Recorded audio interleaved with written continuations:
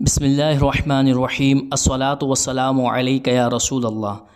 آج انشاءاللہ تعالی مشکل تراکیب میں ہم جس ترکیب کو پڑھیں گے وہ ہے رأیت جعفرا فی جعفر علی جعفر یأکل جعفرا۔ یہ ترکیب ویسے اتنی مشکل نہیں، لیکن لفظ جعفر کی وجہ سے اس میں کچھ دشواری ہے۔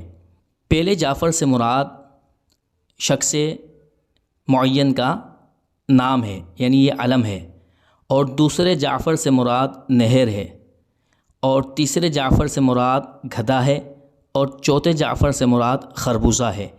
تو اب اس کا ترجمہ یوں ہوگا کہ رأیت جعفرا، میں نے جعفر کو دیکھا، فی جعفر نہر میں، علی جعفر گدھے پر، یأکل جعفرا اس حال میں کہ وہ خربوزہ کھا رہا تھا۔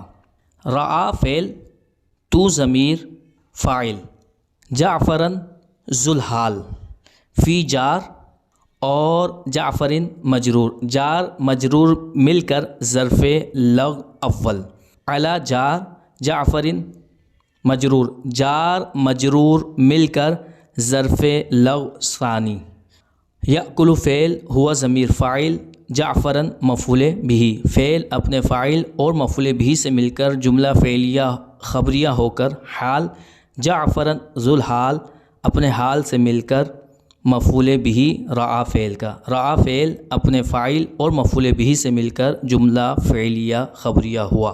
اللہ تبارک و تعالی سے دعا ہے کہ اللہ تبارک و تعالی ہمیں علم نافع حاصل کرنے کی اور آگے پہنچانے کی سعادت عطا فرمائے۔ وما علینا الا البلاغ المبین۔